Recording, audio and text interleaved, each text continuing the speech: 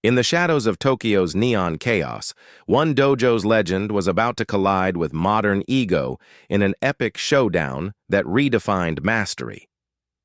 In the heart of Shinjuku, Tokyo, a quiet martial arts sanctuary was about to be shaken. A live stream stunt turned deadly serious when a notorious street fighter and his camera crew stormed the revered Norris Dojo. Chuck Norris wasn't your typical retired instructor. For over 6 decades, he was a legendary martial artist and elite special forces trainer known for neutralizing threats before they even formed. When Kazu's crew kicked open the doors and issued a public challenge, they had no idea they were confronting a master whose silence was sharper than most men's strikes. Chuck's calm acceptance set in motion a response so precise it would ripple through the martial arts world. What began as a viral takedown attempt would become a transformation of tradition, truth, and ego. The Tokyo Dojo would never be the same. After the sun set on Chuck Norris's final lesson, before we jump back and tell us where you're tuning in from, and if this story touches you, make sure you're subscribed because tomorrow I've saved something extra special for you. The morning sun filtered through rice paper windows, casting geometric shadows across the polished wooden floor of the Norris Dojo. 20 students knelt in perfect rows, eyes closed, breath synchronized in meditation. At the front, a man in his 70s sat cross-legged on a simple cushion, his weathered hands resting on his knees, spine straight as a sword. Though the years had silvered his hair and etched lines into his face, there remained something formidable in his stillness, a presence that filled the room without movement. Sensei Chuck Norris opened his eyes and nodded once. The students rose, in unison, bowing before separating into practice groups. No words were needed. They had been under his guidance long enough to understand the silent language of discipline. From her position near the front, Yui Takahashi led the intermediate students through their forms. At 28, she embodied the dojo's philosophy, precise movements, economy of energy, and a centered calmness that extended beyond the mat. Her black belt, frayed slightly at the edges from years of daily practice, was a symbol not of accomplishment, but of beginning. As Sensei Norris often reminded them, the belt only tells you how long you've been walking the path, not how far you've traveled. In the corner, old man Sato sat watching, his gnarled hands wrapped around a cup of green tea. Though he rarely trained anymore, his presence was as much a part of the dojo as the worn wooden posts and faded scrolls on the wall. He had been there from the beginning when Chuck first arrived in Tokyo 20 years ago, seeking a quieter life away from the spotlight that had followed him for decades. Breathe through the movement. Yui instructed a young student struggling with his stance. Power comes from center, not from muscle. Chuck moved silently between the groups, occasionally adjusting an elbow here, a foot position there. His touch was light but precise, communicating volumes without words. The students responded immediately, their bodies instinctively correcting, under his guidance. This was how mornings had passed for years at the Norris Dojo. Quiet dedication, the soft sounds of controlled breathing, the occasional thud of a body properly falling. It was a sanctuary of discipline in a chaotic world, preserved like an amber droplet in the heart of modern Tokyo. The peace shattered at precisely 10:17 a.m. The front doors crashed open, hitting the wall with a crack that made every student freeze mid-motion. Bass-heavy music suddenly flooded the sacred space and a cluster of people barged in, cameras extended before them like weapons. Yo, yo, yo, what's up, nation? It's your boy Kazu here, and we are live at another dinosaur dojo. A young man strode in muscular and tattooed wearing compression gear, emblazed with his own stylized logo. His dyed blonde hair was shaved on the sides and diamond studs glinted in both ears. Today we're going to see if these ancient methods hold up against real fighting. 5 people followed him in, all wielding phones, professional cameras, or boom, mics. One carried a portable speaker blasting electronic music that clashed violently with the dojo's tranquility. The students stood frozen, unsure how to respond to this invasion. Some of the younger ones recognized Kazu immediately, a notorious street fighter whose brutal takedown videos regularly went viral. He had made his name challenging traditional martial artists and humiliating them on camera, amassing millions of followers who cheered his disruptive antics. Yui stepped forward, her face composed despite the chaos. "Excuse me, this is a private dojo. We're in the middle of training." Kazu grinned at the camera. "Hear that, nation? We are interrupting training." He made air quotes and rolled his eyes dramatically. "Look around, everyone! See these dinosaurs bowing and doing their little dances." He mimicked an exaggerated kata, drawing laughs from his crew. This is what people think fighting is. At the front of the room, Chuck had not moved. He watched, expression unreadable, as the intruder strutted across the floor, deliberately scuffing the polished wood with his street shoes. "So, here's today's challenge," Kazu announced, playing to his live audience. "I'm calling out this entire dojo. Send out your best fighter, your toughest master, and let's see if all this bowing and tradition stuff actually works in real combat." "Please," Yui said, her voice firm but respectful. "We don't participate in spectacles. If you're interested in learning. Kazu laughed. "What am I going to learn? How to punch air and make funny sounds." He threw mock punches toward one of the younger students who stepped back nervously. "The future is here, lady.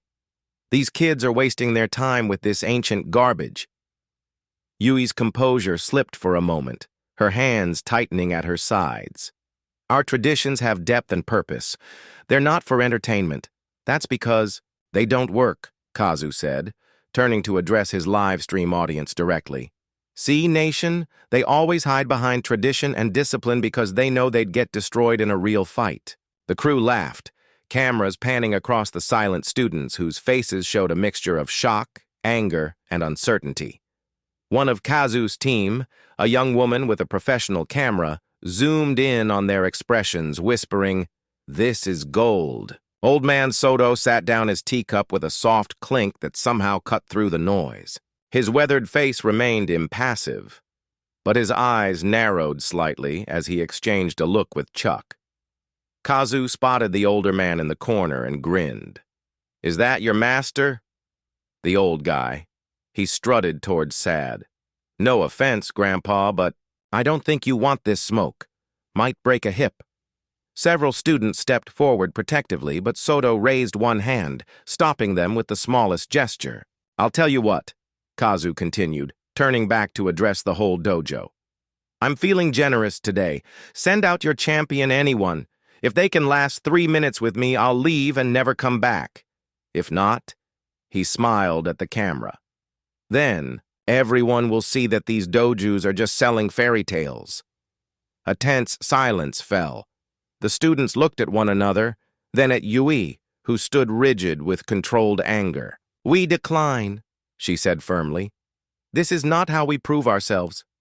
"Of course you do," Kazu laughed. "Because you can't."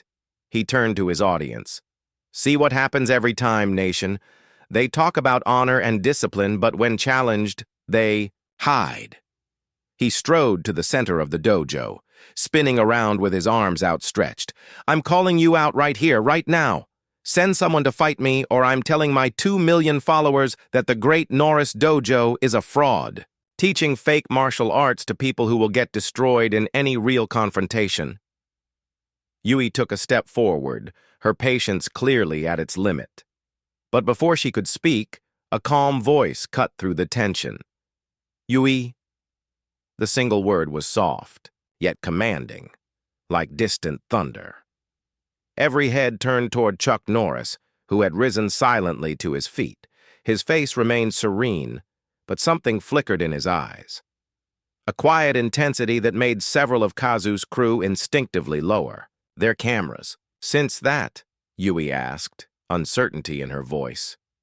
Chuck walked forward, his movements unhurried. The students parted before him like water around a stone. He stopped a few feet from Kazu, studying him with calm assessment that made the younger, man shift his weight despite himself. "Who's this?" Kazu asked his crew, the first note of uncertainty creeping into his voice. "The janitor?" One of his crew members whispered something, and Kazu's eyes widened slightly before his smirk returned. "Oh, Sensei Norris himself, the man behind the myth." He bowed with exaggerated mockery. "Honored, I'm sure." Chuck said nothing. He simply watched Kazu with the patient gaze of someone who had seen storms come and go. "So, what's it going to be, old-timer?" Kazu pressed, finding his rhythm again.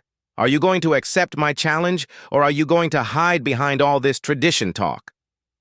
The silence stretched. Chuck's eyes moved from Kazu to the cameras, then to his students, many of whom looked ready to leap to his defense. He saw the uncertainty in their faces, the wounded pride, the fear that their training might indeed be inadequate against this brash new world of combat. Finally, he turned to Yui. "Continue the class." Her eyes widened.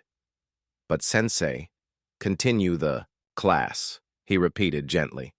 Then he turned to Kazu. "You return at sunset alone." Kazu's eyebrows shot up in surprise before he recovered with a laugh. "Oh man, you hear that, nation?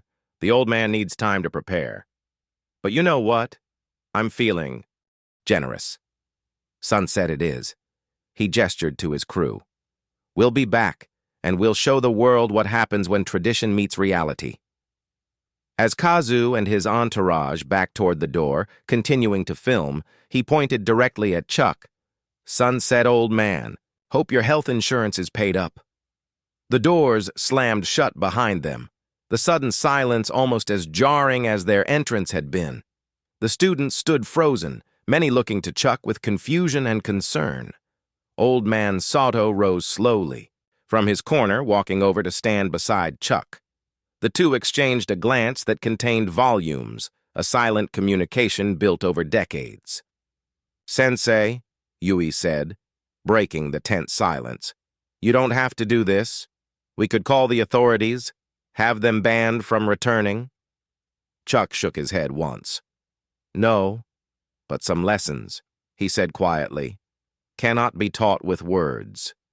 He turned and walked toward the back of the dojo, sliding open the door to his private meditation room. Before entering, he paused, looking back at his students.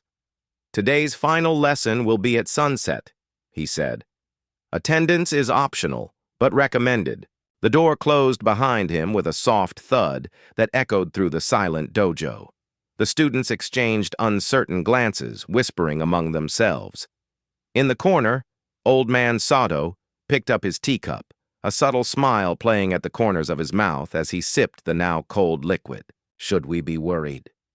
Sadan Yui asked quietly, coming to stand beside the elder. Soto sat down his cup. "Not for Sensei," he replied, his voice creaking with age. "For the boy with the cameras, perhaps." Outside, the sun continued its arc across the sky, moving inexorably toward the horizon and the lesson that awaited when it reached it. The afternoon at the dojo passed in uneasy silence. The regular schedule continued, forms were practiced, techniques refined, philosophy discussed, but tension hung in the air like approaching rain. Chuck remained in his meditation room, emerging only once to observe the advanced class before returning to solitude. Ui struggled to maintain focus as she led the final session, her mind racing with possibilities. In the 7 years she'd studied under Sensei Norris, she had never seen him engage in actual combat. His teachings emphasized control, discipline, and the avoidance of unnecessary conflict. Now he had agreed to a public challenge against a man half his age, a street fighter known for his brutal efficiency and lack of restraint. "You're distracted?" Old man Sato observed as the students filed out, bowing at the threshold. "Aren't you concerned?" Yui asked, kneeling to wipe down the training mats. "Kazu is dangerous. He's hurt people badly. And Sensei is old." Soto suggested, amusement crinkling the corners of his eyes. Respected, Yui corrected. I don't want to see him humiliated for some social media stunt. Sad's weathered hand patted her shoulder. The depth of a well is not known until you drop a stone. Before Yui could decipher this cryptic statement, the dojo doors slid open. 3 students who had left earlier returned, their faces tight with concern. They're outside, said To, the youngest of the group. Kazu and his crew there setting up lights and equipment in the courtyard. There's a crowd gathering. Yui rose quickly, moving to the entrance. Beyond the wooden gates of the dojo complex, she could see a growing commotion. Camera flashes, the murmur of spectators, and the unmistakable voice of Kazu warming up his audience. "What's going on here?" called a voice from behind her. Reiko Tanaka, a local journalist who occasionally covered cultural events in the neighborhood, approached with a professional camera slung over her shoulder. "Is the dojo hosting an event tonight?" "Not exactly," Yui said, unsure how much to reveal. "There's been a challenge." Reiko's eyebrows rose. "A challenge to Norris Dojo," her journalistic instincts visibly sharpened. "From whom?" "A street fighter. Goes by Kazu." Recognition flashed across Reiko's face. The viral takedown guy, the one who humiliated the Wing Chun school last month. She glanced toward the gathering crowd who's accepting his challenge. Telling and preparing this story took us a lot of time. So, if you're enjoying it, subscribe to our channel. It means a lot to us. Now, back to the story. Yui hesitated, but before she could answer, the door to the meditation room slid open. Chuck emerged, still wearing his simple black GI, moving, with the same measured calm he always displayed. His eyes met Yui's briefly, before shifting to Reiko. "Tanakan," he acknowledged with a slight nod. Reiko bowed respectfully. "Sensei Norris, I heard there's a situation developing." "There is a young man," Chuck said, his voice quiet but clear, "who has questions about our methods. I've agreed to provide answers. You're fighting Kazu." Reiko couldn't hide her surprise. "With all due respect, Sensei, he's known for fighting without rules, without mercy." A faint smile touched Chuck's lips. There and gone like a ripple on still water. Then perhaps he has the most to learn. He turned to Yui. "Gather those who wish to observe." "The courtyard, not the street. This is a dojo matter, not a public spectacle." As Chuck moved toward the back to prepare, Reiko caught Yui's arm. "Is he serious? Kazu has hospitalized people. He fights dirty and broadcasts the humiliation worldwide." "Sensei knows what he's doing," Yui replied with more confidence than she felt. "Does he?" Reiko pressed. "Because I've covered Sensei Norris for local cultural festivals, museum openings, charity events. Never combat. Does he still?" She left the question hanging. Old man Soto appeared beside them, his silent approach making both women start slightly. "The crane may stand still in the reeds for hours," he said cryptically. "But when it strikes, the fish never sees it coming." As the sun began its final descent toward the horizon, painting Tokyo's skyline in hues of orange and gold, the atmosphere around the dojo transformed. The peaceful training ground became a stage with Kazu as the self-appointed ringmaster. He had returned with double the crew, professional lighting, multiple cameras, even a makeshift announcer's table where 2 of his friends provided running commentary for the live stream. His followers crowded the street beyond the dojo gates, phones raised to capture whatever was about to unfold. "What's up, Fight Nation?" Kazu's voice boomed through a portable speaker system. "We are live at the Norris Dojo for what might be the greatest traditional takedown yet." He paced the perimeter of the courtyard, which had been cleared of its usual potted plants and meditation stones. His crew had created a rough circle with rope and portable stanchions, an improvised ring that looked jarringly out of place.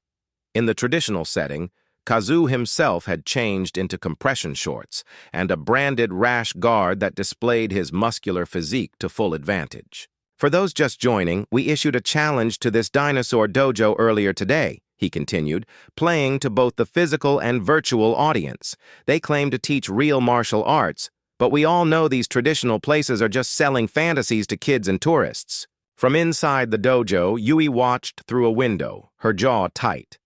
Behind her, nearly all the students had returned, forming a silent gallery despite being told attendance was optional. Some of the younger ones looked nervous, others angry. All watched with intense focus. "The old sensei here," Kazu was saying, gesturing toward the dojo entrance, "actually accepted our challenge. But I'm betting he's having second thoughts right about now. Probably in there rubbing Tiger Balm on his arthritis." Laughter rippled through his crew, though some of the spectators outside the gates shifted uncomfortably. "Should we go out?" whispered. "To stand with Sensei?" "He asked for the courtyard only," Ui reminded him. "We wait until he calls for us." On the makeshift announcer's table, Kazu's friends were speculating loudly. "Odds are the old man sends out his youngest black belt," said one. "No way he's stepping in himself." "That's what these places always do," agreed the other. "Talk about tradition and honor, then hide behind their students when real pressure comes." Kazu climbed onto the corner post of his improvised ring, playing to the cameras. "5-minute warning, old man. Either come out and face reality, or we declaring this dojo officially busted." The door to the meditation room slid open.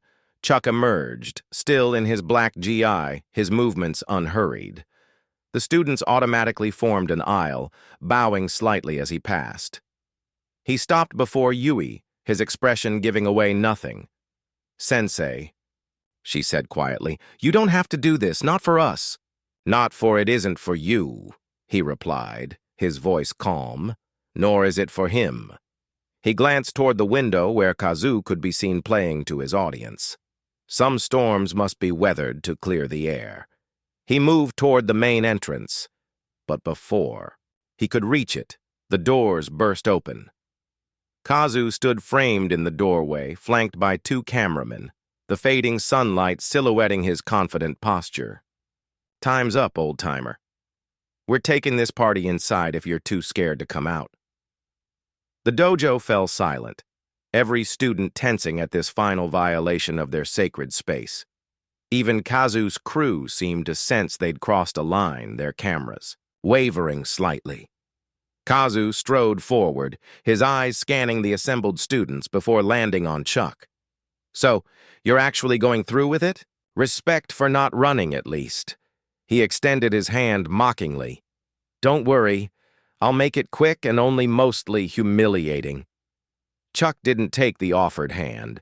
He simply studied Kazu with the same quiet assessment he'd shown earlier. The younger man's smile faltered slightly under that steady gaze. "What's wrong?" "Kick out your tongue," Kazu taunted, recovering quickly. "Or are you just conserving energy? You'll need it, old man." When Chuck still didn't respond, Kazu's expression hardened. He turned to address his live, stream audience. "See this, everyone? Classic intimidation tactic. The silent treatment. They think it makes them look wise and powerful, but really, they've got nothing to say because they know they're outmatched." He began circling Chuck, who remained perfectly still, only his eyes moving to track the younger fighter. "Let's see. Traditional black GI, no visible competition patches. I'm guessing you haven't actually fought anyone in what, 20 years? 30.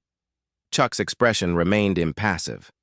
Frustrated by the lack of reaction, Kazu upped his provocation. He stepped closer to the nearest student, a teenage boy who had only recently earned his green belt, and flicked the belt contemptuously. "You actually make these kids pay for these, right? Selling them the illusion that colored belts mean something in a real fight." He turned back to Chuck. "How much do you charge to give them false confidence, Sensei?" The title dripped with sarcasm. Still, Chuck remained silent. Kazu's frustration visibly mounted. His performance needed reaction, engagement. The conflict his viewers had tuned in to see met with only calm silence. He grew more aggressive. "All right, enough with the Zen master act." He stepped directly into Chuck's personal space. "You either fight me now, or I'm taking these belts." He grabbed the belt from the green belt student's waist. yanking it free with a sharp pull that sent the boy stumbling and showing everyone what they're really worth. He tossed the belt onto the floor and deliberately placed his foot on it. Collective intake of breath swept through the room. The violation of the belt, a symbol of the student's dedication and progress, was a shocking breach of respect. Several of the black belts stepped forward instinctively, but froze when Chuck raised one hand slightly. For the first time, something changed in Chuck's eyes. It wasn't anger, more like focus sharpening, a subtle shift that was nearly imperceptible, but somehow filled the room with a new energy, like the moment before lightning strikes. "Outside," Chuck said, his voice quiet but carrying to every corner of the dojo. Kazu grinned, sensing victory and finally provoking a response. He speaks, and he's actually going through with it. He turned to his cameras. "You hear that, nation? The old man wants to take this outside. Let's give him his final moment in the sun." As Chuck walked calmly toward the doors, Kazu hurried ahead, already resuming his announcer persona. "Live in 543. The students moved to follow, but Chuck turned, meeting Yui's eyes. "Only those who need to see," he said quietly. Yui understood. This wasn't entertainment. It was a lesson. She nodded, selecting only the senior students with a glance. The others remained behind, understanding without being told that what was about to happen was not for spectacle. As they filed into the courtyard, Old Man Sad appeared at Yui's side, moving with surprising agility despite his age. "It begins," he murmured, satisfaction evident in his tone. "What begins?" Yui asked, worry still gnawing at her. Sad's weathered face creased in a rare smile. Education in the courtyard, Kazu was playing to the crowd, shadowboxing and performing acrobatic, kicks that drew cheers from his supporters. The setting sun cast long shadows across the stone, painting everything in dramatic contrasts of orange light and deepening blue shadows. Chuck stepped into the makeshift ring, his movements economical, his focus absolute around him. Cameras flashed and voices called out, but he seemed to exist in a bubble of calm amidst the chaos. The stage was set, the provocation delivered, the challenge accepted. As Kazu bounced on his toes in one corner, rotating his shoulders and playing too, his audience, Chuck, simply stood in the center waiting. In the fading light, their contrasting approaches could not have been more stark. Movement versus stillness, noise versus silence, spectacle versus substance. The final act of daylight was giving way to the first shadows of evening, and the real lesson was about to begin. The late afternoon sun cast long shadows across the courtyard of Norris Dojo, the traditional wooden structure standing in quiet defiance of Tokyo's relentless modernization. Unlike the gleaming high-rises and neon-lit entertainment complexes that dominated the surrounding Shinjuku district, the dojo maintained an atmosphere of timeless tranquility. Rice paper screens filtering natural light, well-worn wooden floors bearing the imprint of countless hours of dedicated practice, calligraphy scrolls adorning walls otherwise free of decoration. Inside, 12 students knelt in seiza, back straight, hands resting lightly on thighs, eyes focused forward with attentive respect. They ranged in age from 17 to 70, their diversity and background united by shared commitment to the path they had chosen to walk. At the front of the room, Chuck Norris knelt similarly, distinguished from his students only by the simple black belt at his waist and the quiet authority he wore more comfortably than any uniform. Now in his early 70s, his body remained remarkably fit, though with the natural weathering that comes from decades of intense physical training.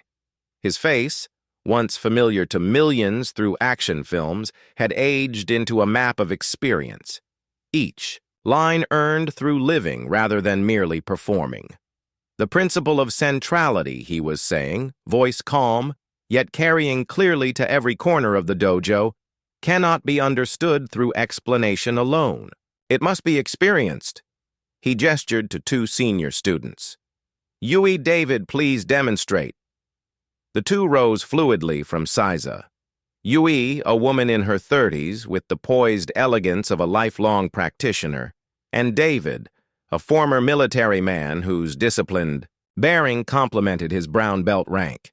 They moved to the center of the training space and stood facing each other, waiting for further instruction. Yui will attack with Jodensuki. High punch, Chuck directed. David will respond using the centrality principle we've been discussing. Both full speed, full intention. The students watched attentively as Yui and David bowed to each other. Without warning, Yui launched a textbook perfect strike, powerful and precise, directly toward David's face. Rather than blocking or evading, David made a subtle shift, not just physically, but energetically, receiving the force of the attack through his center and redirecting it without opposition. Yui found herself carried by her own momentum into a vulnerable position where a light touch from David completed the demonstration again. Chuck instructed this time, David, verbalize your awareness as you move. They reset. Yui attacked with equal commitment. As David responded, he narrated his experience, receiving not at the point of contact, but through my center, connecting, continuing her energy rather than opposing, allowing completion. Thank you, Chuck acknowledged as they returned to their places. He turned to address the entire class. The distinction between technique and principle is essential to understand. Technique is specific, situational, finite. Principle is universal, adaptable, inexhaustible. We study techniques not as ends in themselves, but as vehicles for embodying principles. His gaze moved thoughtfully across the students. Most conflict occurs because we oppose force with force, perception with perception, belief with belief. But harmony arises when we learn to receive without resistance and redirect without opposition. This is true not only in physical encounters, but in all of life's challenges. The philosophical dimension was typical of Chuck's teaching approach, never separating martial technique from its broader applications, never reducing the practice to mere physical performance, disconnected from lived wisdom. As he prepared to continue, the quiet atmosphere was suddenly disrupted by the distinctive sound of the dojo's outer gate being thrown open with unnecessary force. Voices carried from the courtyard. Young male, speaking rapid Japanese with occasional English phrases interspersed, tone confrontational rather than respectful. The students' attention shifted, some turning toward the entrance with expressions of concern. Chuck, however, remained composed, raising a hand to indicate that the class should maintain their seated positions. It appears we have visitors, he observed calmly. Yui, please see who has arrived. Yui rose and moved with unhurried grace toward the entrance, sliding open the door to reveal the courtyard scene. What she found clearly surprised her, though her composed expression revealed little beyond raised eyebrows. The courtyard had been transformed into an impromptu film set. 3 young men with professional camera equipment were arranging lighting and sound capture. Another operated a drone hovering above the dojo. In the center stood a man in his late 20s, athletic and styled for maximum visual impact. Designer, athletic wear, carefully arranged hair, the cultivated aesthetic of a social media personality. He was speaking rapidly into a handheld camera, his Japanese accented but fluent. Exclusive challenge at one of Tokyo's oldest traditional dojos. He was saying, performer's charisma on full display. Time to see if these ancient techniques hold up against modern MMA. Stay tuned for the takedown. Yui stood in the doorway, taking in the scene with remarkable equanimity before addressing the group. Excuse me, she said politely but firmly in Japanese. This is a private dojo. You are interrupting a class in session. The central figure turned camera following his movement to capture Yui in its frame. He switched to English, presumably for his international audience. Perfect timing. I'm Kazu, and we're here to issue a friendly challenge to Chuck Norris and his traditional martial arts students. His tone made traditional sound quaintly obsolete. Is the master available? Sensei Norris is teaching, Yui replied, her English precise and formal. If you wish to observe a class or inquire about training, You are welcome to wait until the session concludes and speak with him then. This isn't about joining, Kazu replied with a camera-ready smile. This is about testing. My viewers want to know how traditional martial arts hold up against modern fighting systems. He gestured to the camera. Millions are watching. Great exposure for your dojo. By now, several students had moved to the doorway behind Yui, curious about the commotion. Among them was To, a 17-year-old green belt whose youthful enthusiasm sometimes outpaced his judgment. You want to challenge our dojo? Takeo asked, voice carrying the indignation of the devoted student. You don't even know what we practice here. Kazu's expression brightened at the engagement, however confrontational. He addressed the younger student, while playing to the camera. Traditional martial arts, right? Katas, bowing, meditation, all that ceremonial stuff.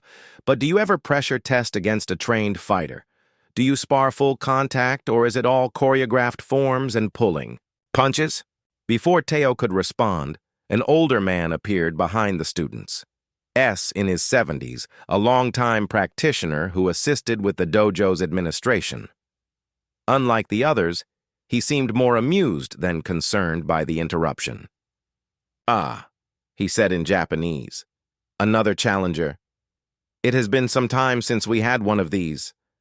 Kazu, catching this, swiveled towards Soto. You've had challenges before. How did they go? Sato smiled enigmatically.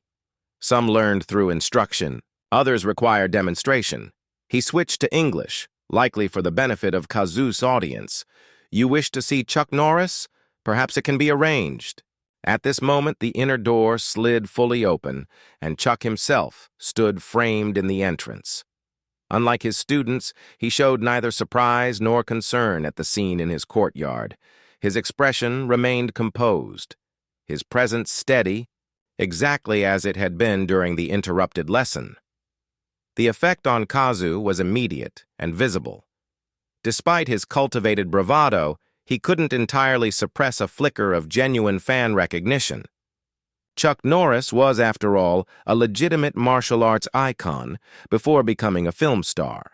His tournament record and pioneering cross-reining approach earning respect even from those who dismissed traditional practices. Chuck Norris, Kazu exclaimed, quickly recovering his performance persona. An honor to meet a legend. I'm Kazu. I run the most popular mixed martial arts channel in Asia. He gestured to his crew. Camera is still rolling. We're doing a series on traditional martial arts versus modern fighting systems. Would you be willing to have one of your students demonstrate your style against me? Friendly competition? Good exposure for everyone? Chuck regarded Kazu thoughtfully, assessing not just his words but the energy behind them. When he finally spoke, his voice was neither defensive nor confrontational, simply matter-of-fact. You're interrupting a class, he observed. That shows disrespect for our practice in our community. Kazu had the grace to look momentarily abashed, though the expression seemed calculated for camera impact. No disrespect intended, he said, though his previous comments suggested otherwise. We're just trying to bridge the gap between traditional and modern martial arts, show how they compare in practical application. Comparison implies opposition, Chuck replied. Opposition creates conflict rather than understanding. This philosophical response clearly wasn't what Kazu had expected. He glanced at his camera. Crew, recalibrating his approach. Look, I get that traditional martial arts have their place. Discipline, focus, cultural preservation. But my viewers want to know how effective are they in a real confrontation. No rules, no points, just practical self-defense. Before Chuck could respond, Taco stepped forward, youthful indignation overriding protocol.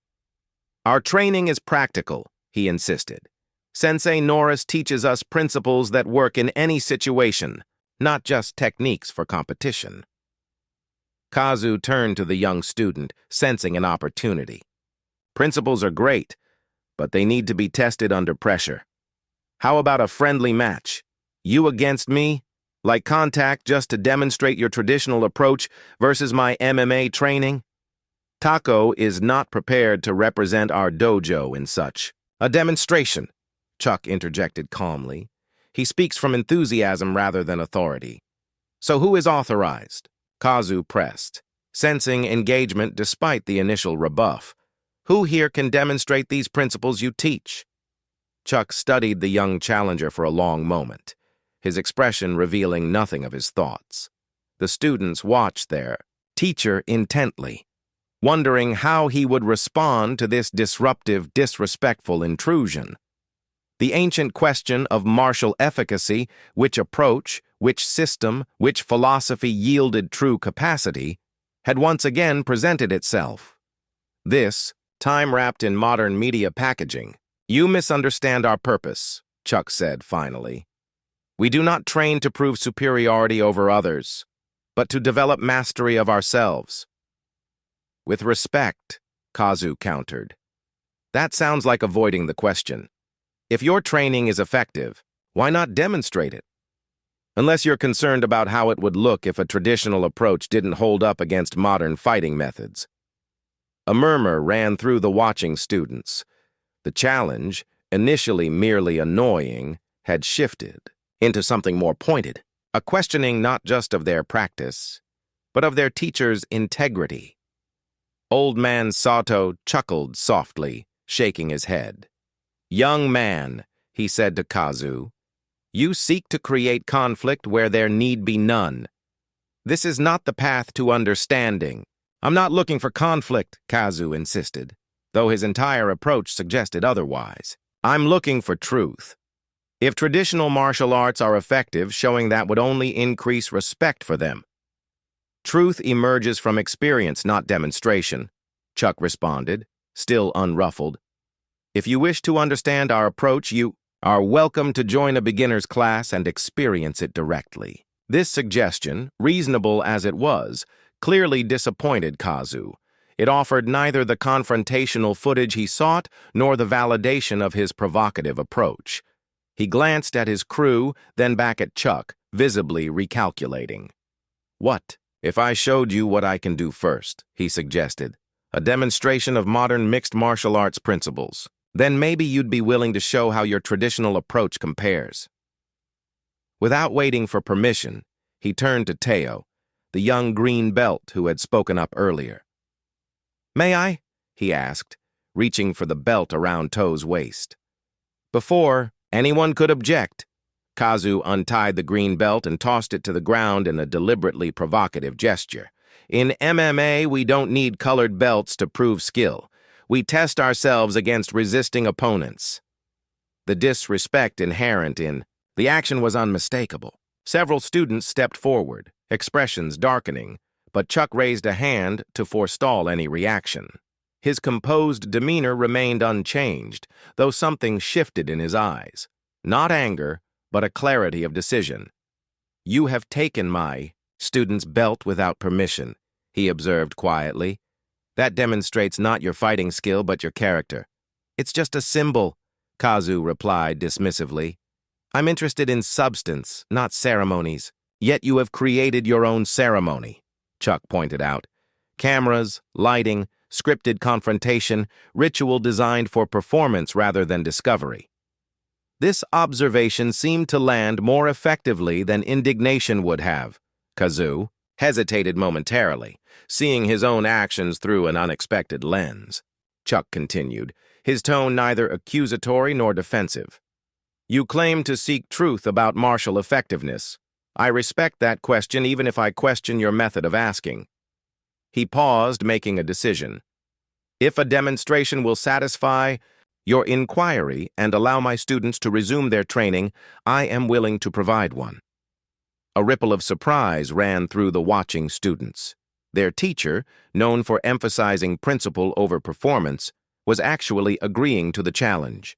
Kazu blinked, equally surprised by the acquiescence. You personally? I mean, that would be amazing footage, but I didn't expect. You have challenged my dojo, Chuck replied simply. As its teacher, the responsibility to respond falls to me. Kazu recovered quickly, media instincts taking over. "This is incredible. The legendary Chuck Norris has accepted our challenge. We'll set up right away." As his crew began rearranging their equipment for the unexpected opportunity, Kazu turned back to his handheld camera. "This is happening, people. A once-in-a-lifetime exclusive. Traditional martial arts versus modern MMA. Don't forget to like and subscribe to see the full video." The students gathered around Chuck, concern evident in their expressions. UI spoke, quietly in Japanese. "Sensei, is this wise? He clearly seeks to provoke rather than learn.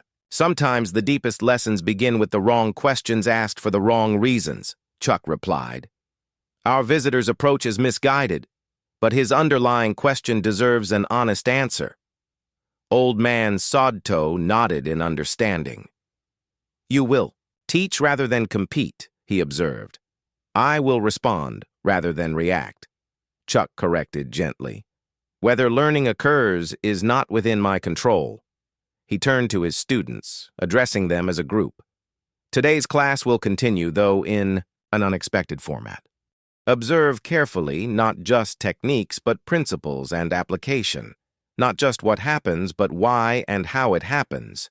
To whose belt lay on the ground where Kazu had tossed it, he added, "Respect is earned through behavior, not demanded through symbols." Remember that when your belt is returned to you as the dojo members moved to clear the central training space, Kazu and his crew worked with professional efficiency to arrange optimal camera positions and lighting.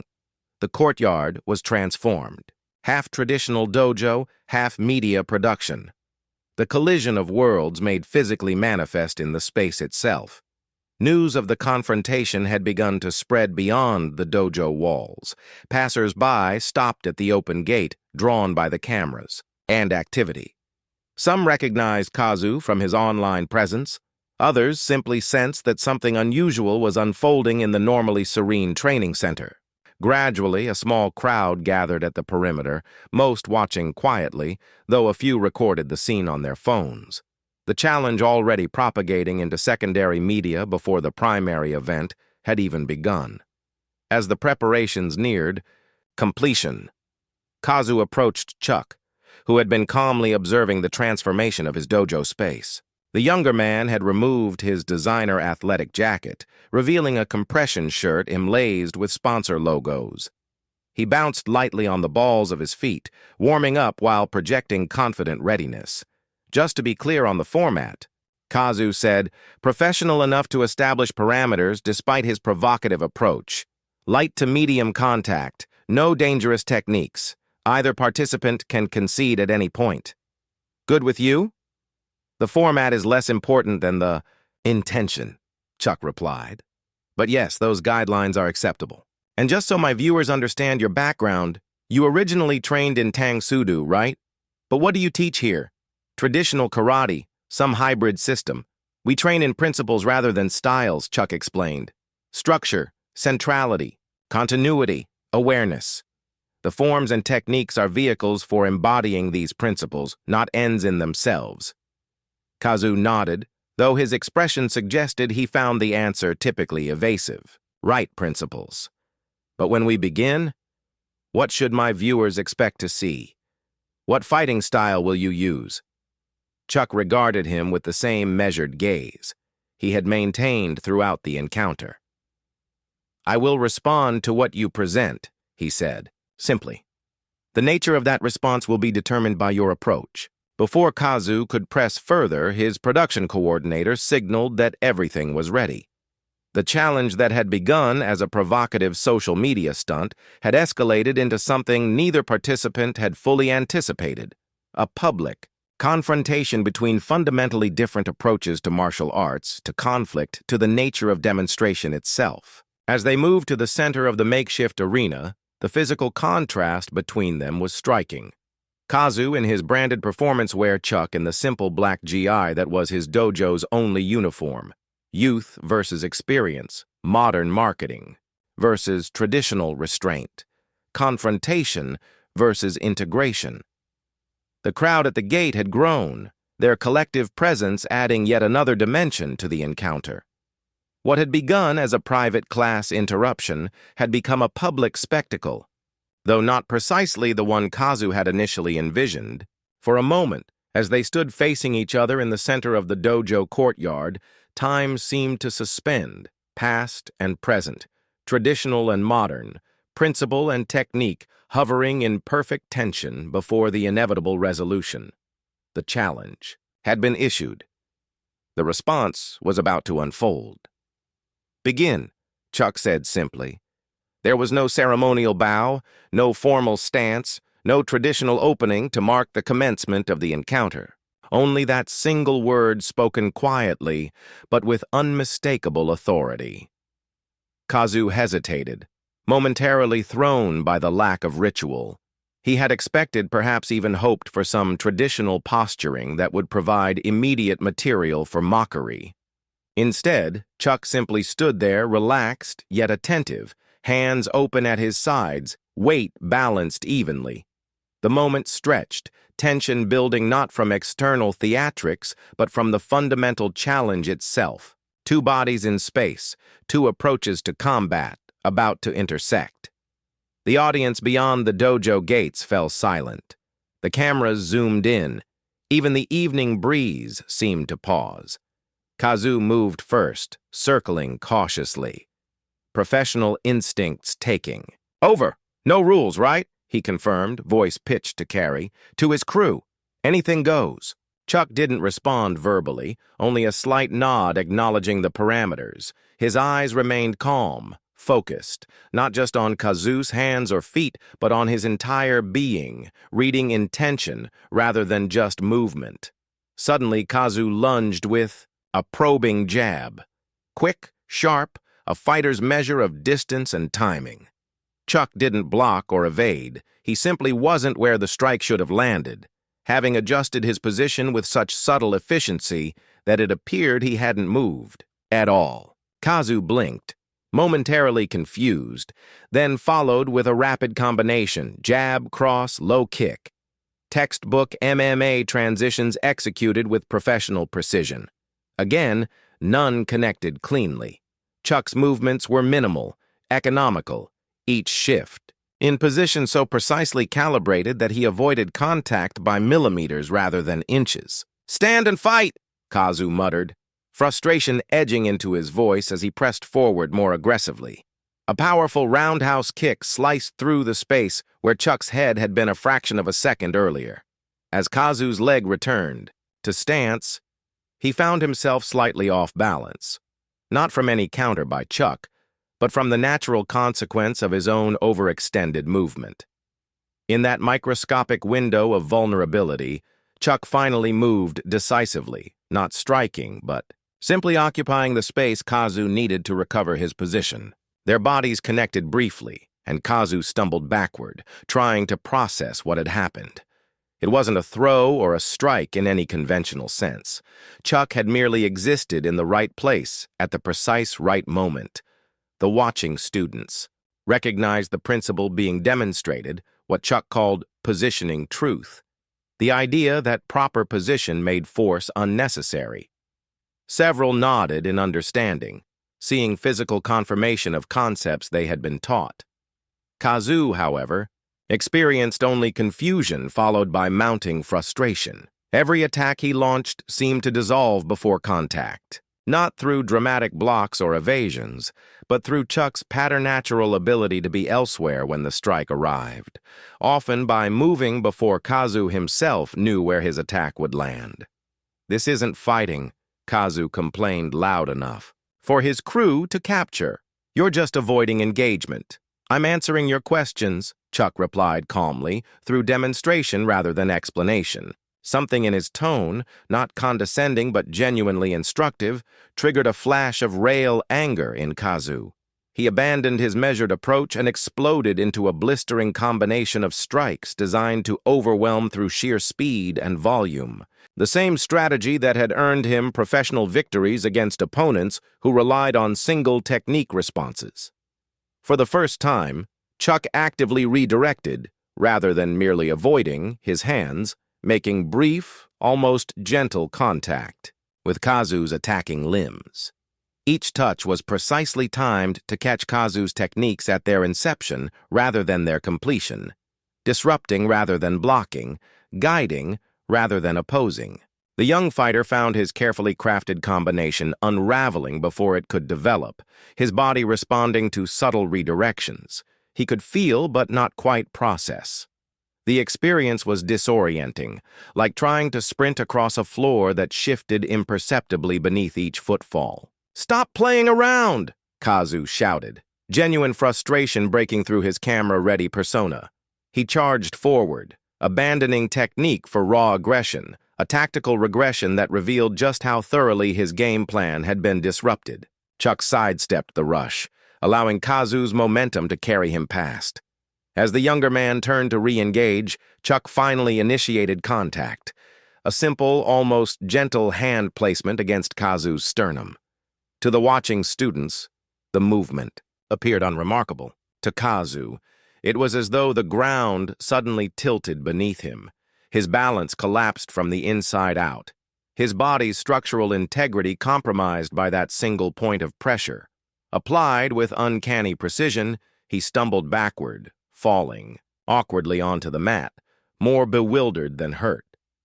Before he could process what had happened, Chuck was extending a hand to help him up, not in mockery, but as a simple courtesy between practitioners.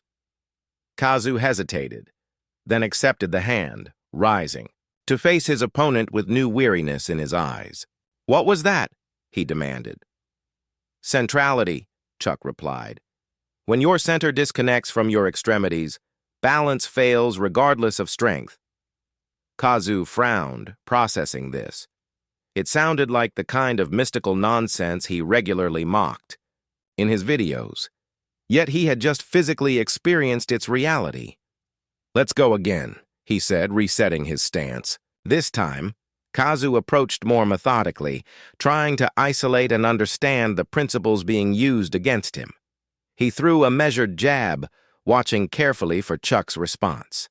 Instead of avoiding as before, Chuck intercepted the strike, with a subtle circular movement, connecting to Kazu's arm and continuing its energy rather than opposing it. The redirection created a spiraling force that Kazu felt propagate through his body, pulling him off balance and into a vulnerable position. Again, Chuck could have followed with a decisive strike or takedown. Again, he simply demonstrated the principle, allowing Kazu to experience the consequence without exploitation. "Continuity," Chuck explained quietly. "Force diverted rather than opposed requires no counterforce." Kazu reset, increasingly intent on the puzzle before him rather than the performance he had planned. Each exchange revealed another layer of principles: connection, centrality, continuity, responsive awareness, physical truths that transcended specific techniques or styles. The encounter continued, its nature transforming with each exchange. What had begun as a challenge was becoming a lesson. What had been intended as confrontation was evolving into collaboration.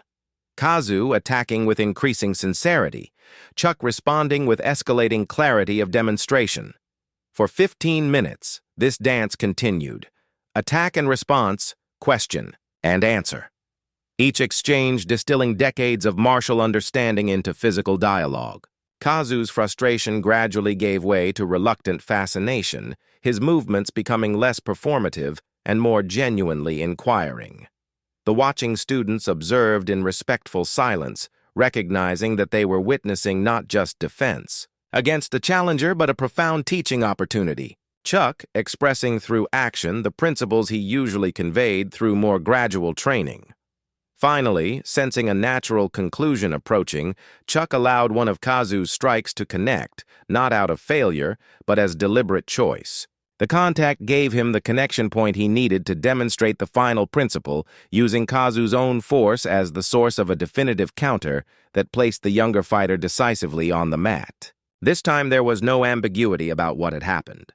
The throw was clean, controlled, and undeniable. A clear conclusion to the physical conversation. Kazu lay on his back, breathing hard, staring up at the darkening sky visible above the dojo courtyard. The artificial lights from his cruise setup cast harsh shadows across his face, highlighting the profound confusion and dawning realization in his expression. Chuck stood calmly, centered and composed, waiting patiently for Kazu to rise on his own terms, offering neither assistance nor dominance.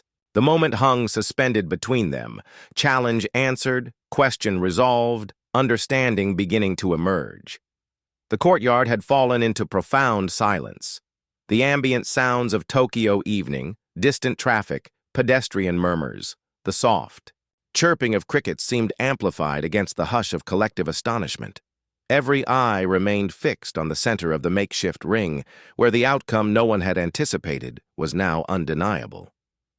Kazu stood in the harsh camera lights, sweat gleaming on his skin, his carefully styled hair disheveled. His branded athletic were bearing the marks of repeated contact with the mat. The most remarkable change, however, was in his expression. The cocky showmanship completely erased, replaced by genuine humility and dawning understanding. "Cut the live stream," he said quietly to his crew. "What? But we're at peak, viewers. End it," Kazu repeated firmly. "Some things shouldn't be packaged as entertainment." After a moment's hesitation, the crew complied. Cameras lowered, lights dimmed, the performative aspect dissolving as equipment powered down. The sudden reduction in artificial illumination allowed the natural evening light to reassert itself. Soft paper lanterns along the dojo walls, warm yellow spill from the building's interior, the first stars appearing above. The crowd beyond the gates remained, phones still raised, but their owners now watching with quiet attention rather than excitement. What had begun as spectacle had become something approaching ceremony, witnessing something meaningful rather than merely entertaining. In this gentler light, Chuck stood relaxed yet dignified, his black GI barely showing a wrinkle, despite the extended exchange. His breathing had already returned to normal, his presence once again centered and calm. Kazu approached him slowly, stopping at a respectful distance before bowing deeply formally, with none of the mockery that had characterized his earlier gestures. "I owe you an apology, Sensei," he said, straightening for my disrespect. "For my assumptions." Chuck studied him before nodding once in acknowledgement. Recognizing a mistake is the first step in transcending it. "I came here thinking I knew everything about fighting." Kazu continued genuine humility in his voice. "But I realized tonight that I've only been studying techniques, not principles." "A common confusion," Chuck replied. "Techniques are finite. Principles are eternal." Kazu nodded, absorbing this. "I'd like to understand more if you're willing to teach." A murmur ran through the watching students. This was unprecedented. The social media star who had built his brand on dismissing traditional martial arts, now requesting instruction from the very tradition he had mocked. Chuck didn't answer immediately. He looked past Kazu to where the green belt lay on the ground, yanked from the young student earlier and tossed contemptuously aside. Following Chuck's gaze, Kazu turned and saw it too. Without prompting, he walked over, bent down, and picked up the belt, carefully folding it with the respect it deserved. He returned and offered it to Chuck with both hands. "This belongs to your student," he said. "I apologize for dishonoring it." Chuck accepted the belt with a slight nod. It is not the belt that carries honor, but the person who wears it. Still, recognizing its symbolism is a beginning. He turned and beckoned to the young green belt student who stepped forward nervously.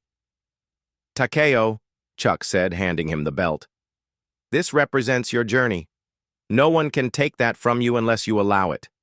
The boy nodded seriously, readying the belt around his waist with careful precision. Chuck turned back to Kazu. "Learning begins with emptying your cup. Are you prepared to set aside what you think you know?"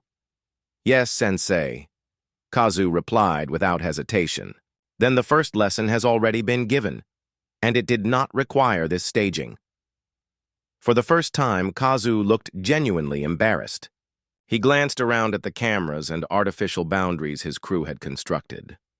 "I'm sorry for that, too. We'll take it all down. Leave your courtyard as we found it." Appearances matter, less than intentions, but yes, restoring harmony would be appropriate. As Kazu turned to instruct his crew, Yui stepped forward. Sensei, the spectators at the gate. Indeed, beyond the dojo's entrance, the crowd remained, no longer raucous, but watching with quiet respect. Sensing that something significant was still unfolding, Chuck considered this. They came seeking spectacle, but perhaps they can leave with understanding. He turned to Kazu. Would you address them? Tell them what you've learned here. Kazu hesitated, visibly struggling with the implications. His entire brand, his following, his income, were built on the premise he had just discovered to be fundamentally flawed. To acknowledge that publicly would require not just humility, but courage. Old Man Soto approached his weathered hand, coming to rest on Kazu's shoulder. The most difficult opponent is always one's own ego. Kazu met the old man's eyes, then straightened his shoulders and nodded. I'll tell them all of it. He walked to the dojo gates, his crew trailing behind uncertainly as the heavy wooden doors swung open, phones lifted again, the crowd pressing closer to capture whatever came next. Kazu faced them directly. No cameras mediating his message, no filters or edits, just a man speaking truth to an audience that had expected something very different. I came here today to prove that traditional martial arts are obsolete, that they don't work in real fighting situations. He paused. I was wrong. A murmur ran through the crowd. What I experienced tonight wasn't about techniques or styles. It wasn't old versus new or tradition versus innovation. It was about principles, universal principles that transcend any particular fighting system. He gestured back toward Chuck.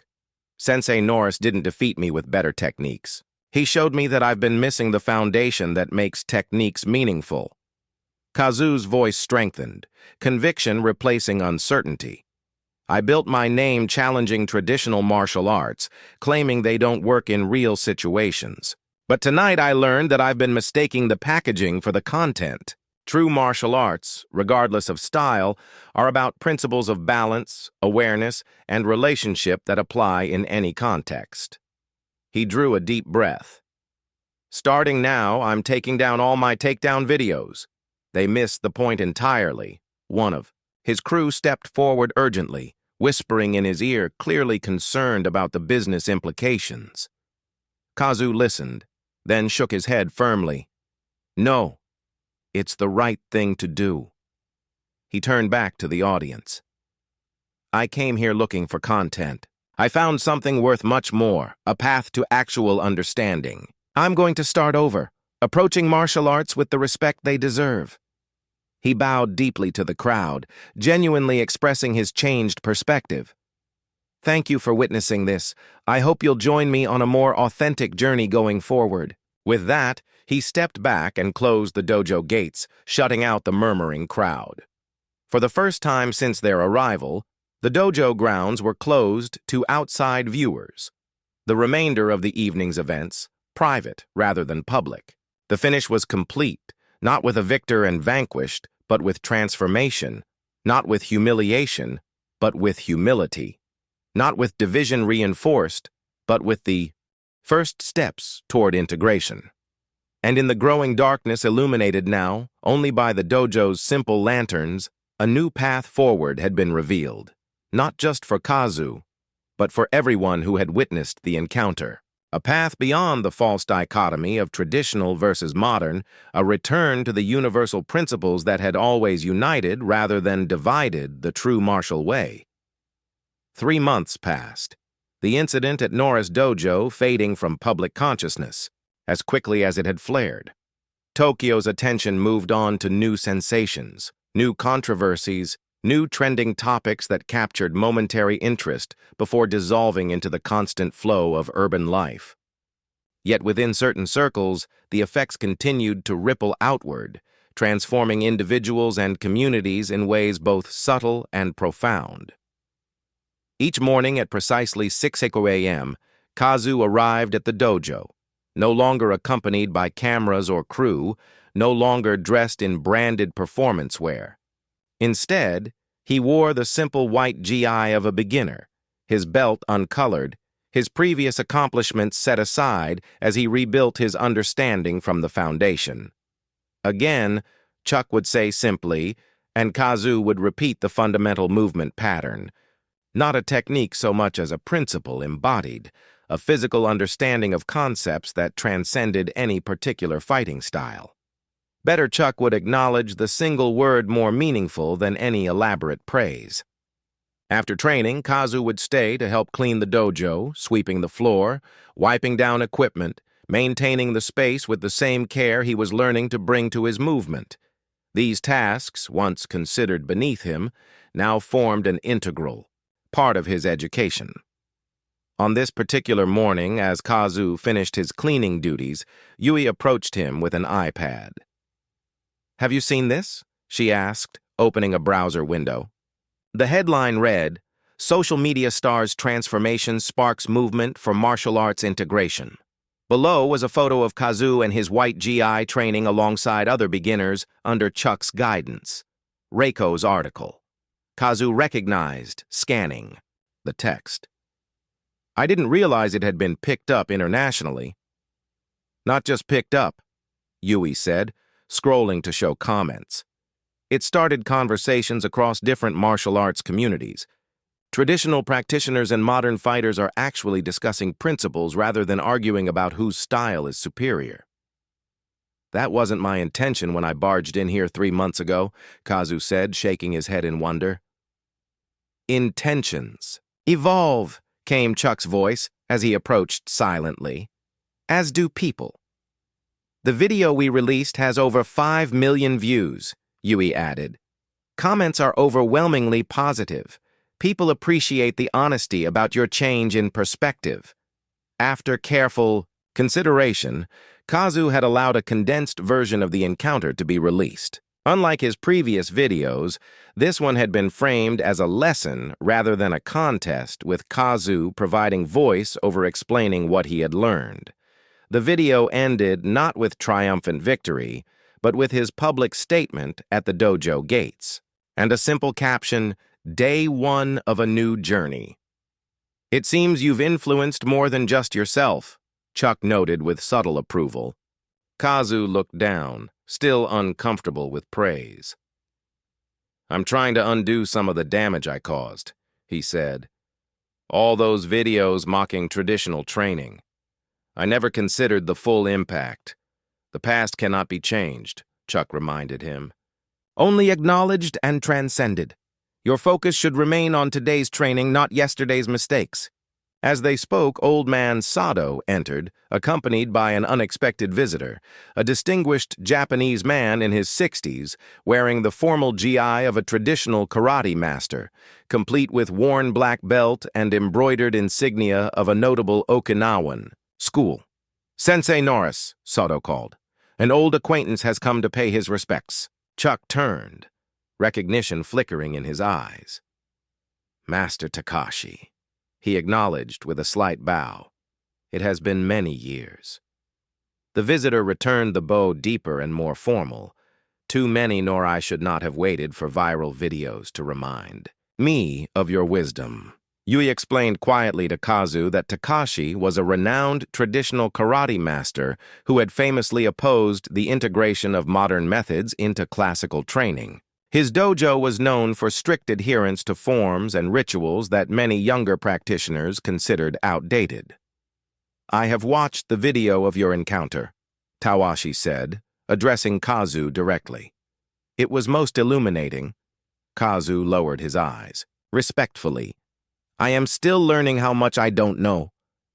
"Master Takashi," Takawi turned to Chuck. "Your demonstration of principles transcending techniques was persuasive. It has caused me to reflect on my own teaching methods." Coming from such a traditionalist, this admission was remarkable. "I would like to propose a collaboration between our dojos," Takashi continued, "an exchange of knowledge. My students excel in the precision of traditional forms.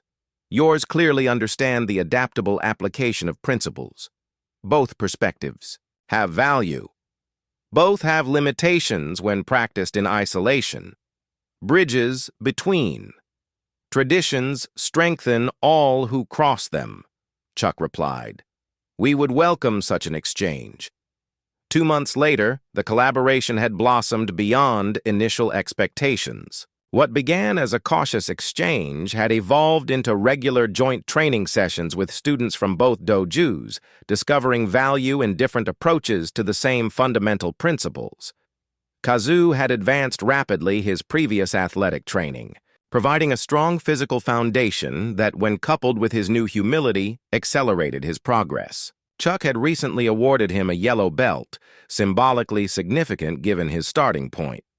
More meaningful was his role in the dojo's community outreach program, which had expanded from 1 weekly class to 3. Twice a week after his regular training, and once on weekends, Kazu helped teach fundamentals to children and teenagers from Tokyo's less privileged neighborhoods. Remember, he would tell them, I thought I knew everything about fighting before I came here. Now I understand that I was only seeing the surface of a very deep lake. On this particular evening, Kazu was demonstrating a basic centering exercise to a group of 12 teenagers, several of whom had initially attended with visible skepticism, but had gradually become regular participants. Feel the difference, he instructed, showing how a slight adjustment created markedly different results. It's not about strength or speed. It's about alignment, structure, relationship. From the doorway, Chuck watched silently. Beside him stood Reiko, her camera lowered respectfully in accordance with the dojo's policy for community classes. He's found his voice as a teacher, she observed quietly. Chuck nodded. Teeing accelerates learning. In explaining to others, we clarify our own understanding. The article series has been picked up by 3 more international publications, Reiko informed him. Martial arts schools across 4 continents are implementing integrated approaches based on the principles you demonstrated. Chuck received this with characteristic equanimity. Ideas spread when their time has come. We were merely the catalyst, not the cause. As the class concluded and the students filed out, one lingered behind, a lanky 15-year-old named Hiroi, who had been among the most skeptical when the program began. Kazu Sensei. He said, the honorific still sounding slightly awkward. Some guys, in my neighborhood, they've been watching your old videos.